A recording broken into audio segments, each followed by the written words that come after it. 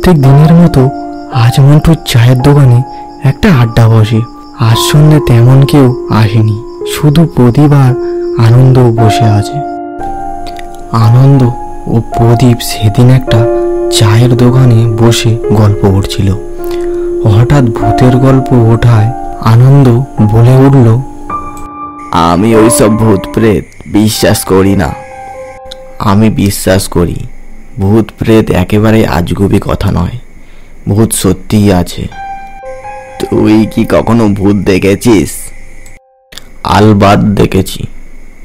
তাই নাকি? বল তাহলে কোথায় দেখেছিস? এই বলে প্রদীপ 2 কাপ চা অর্ডার দেয়।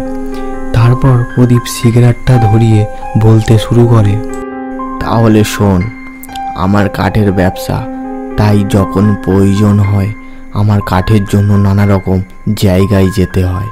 হঠাৎ একদিন আমার কাঠের জন্য যেতে হয় এক জংলা জায়গায়। তখন স্টেশনে একটা টিকিট ঘর আর একটা টিনের চালা যাত্রীদের জন্য। উল্টো দিকে কিছুটা দূরে রেল কোয়ার্টার।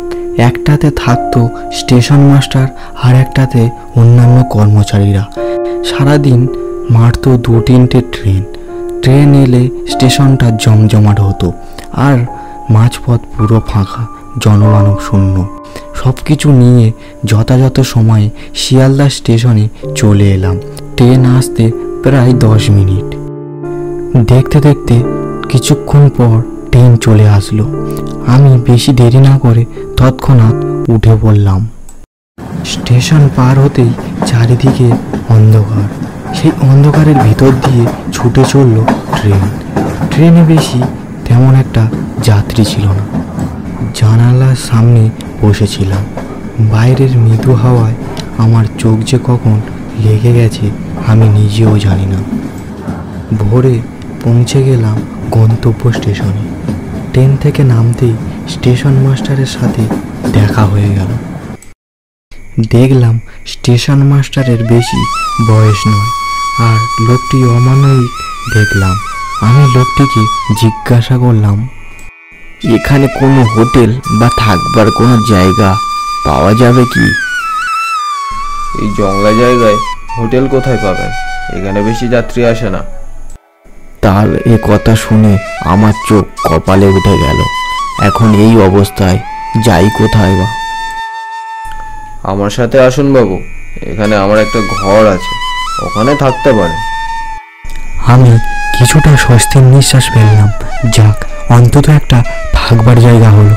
আমি স্টেশন মাস্টারের সাথে কিছুটা দূরে গিয়ে দেখলাম একটা পুরানো ঘর। যাক, আজ রাতটা ভালোভাবে কাটানো যাবে। আমি স্টেশন মাস্টারকে জিজ্ঞাসা করলাম, এখানে কাছাকাছি কোনো কাঠের ঠিকাদার আছে কি? কাছাকাছি বলতে এখান থেকে কিছুটা দূরে আছে একটা কাঠ চালান ঠিকাদার। কথাটা শুনে অনেক খুশি হলাম। যাক, কাঠের ঠিকাদারের ঠিকানা তো পাওয়া গেল। স্টেশন থেকে বেরিয়ে যে সোজা রাস্তা পাবেন, ওই রাস্তা দিয়ে কিছুটা গেলেই দেখবেন রাস্তা দুটো ভাগ হয়ে গেছে। যে পথটা বাঁদিকে জঙ্গলের দিকে গিয়েছে, ওই পথটি কিছুটা যেতেই একটা বাংলো দেখতে পাবেন। ওইটা ঠিকাদারের বাংলো। আজ সন্ধ্যার সময় বেরিয়ে যাব সেই বাংলোর উদ্দেশ্যে।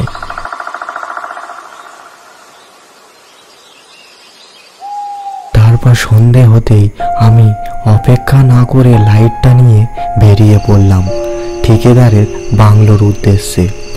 চারিদিকে ঝিঁঝি পোকার ডাক। আমি অন্ধকারের মধ্যে দিয়ে হেঁটে চলেছি। কিছুটা দূর যেতেই দেখলাম একটা মস্ত বড় বাংলো। বাংলোটা দেখে মনে হচ্ছে অনেকটাই পুরনো। তারপর আমি বাংলোর সামনে গিয়ে ডাক দিলাম। কিছুক্ষণ পর ভিতর থেকে আওয়াজ আসলো।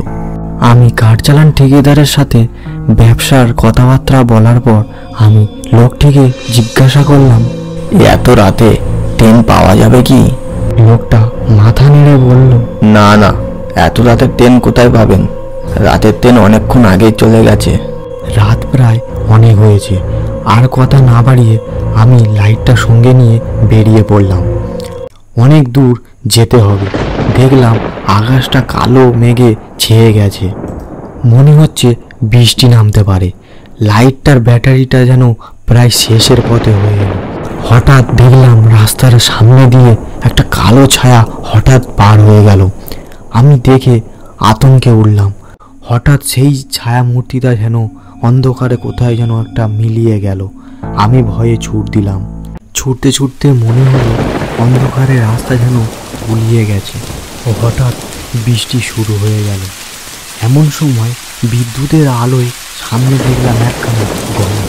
আমি সেই ঘরটার সামনের দিকে এগিয়ে গেলাম। কাছে গিয়ে দেখলাম দরজাটা খোলা। বাইরে থেকে ভেতরের কিছু দেখাই যাচ্ছে না। আমি অত কিছু না ভেবে ভেতরে ঢুকলাম।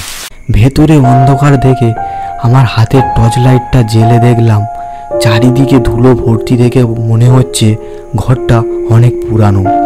বুঝতে পারলাম এখানে কেউ থাকে না। যাই হোক, বৃষ্টি থামা পর্যন্ত আশ্রয় নেওয়া যাবে। আমি লাইটটা নিয়ে সামনের ঘরটাতে গেলাম, যেখান থেকে কান্নার আওয়াজ আসছে। গিয়ে দেখলাম কেউ নেই, শুধু একটা শাড়ি পরে আছে। দেখলাম যে শাড়িটা নিচে পড়েছিল সেই শাড়িটা যেন একটা ছায়া মূর্তিতে রূপান্তরিত হলো। ছায়া মূর্তিটা বলে উঠল, আমি কাঁদছি কেন তাহলে শোনো। আমি একটা মেয়ে, আমি অল্প বয়সী বিধবা হই। আমাদের প্রচুর টাকা পয়সা ও জমি ছিল। আমার পাশে এক আত্মীয় আমাকে মেরে কাঠের বাক্স করে পুঁতে দেয়। সেই থেকে আমি ওই রকমভাবে ঘুরে বেড়াচ্ছি আর কাঁদছি। আমি তাদেরকে ছাড়বো না। তার এইসব কথা শুনে আমার গা শিহরিত হয়ে উঠল। আমি ভয়ে থাকতে না পেরে আমি বলে উঠলাম, আমি কিছু করিনি, আমাকে ছেড়ে দাও। যা, তোকে ছেড়ে দিলাম, চলে যা। আমি তাড়াতাড়ি করে ঘর থেকে বাইরে বেরিয়ে এলাম। আর জীবনে কখনো কোথাও রাতে আশ্রয় নেব না।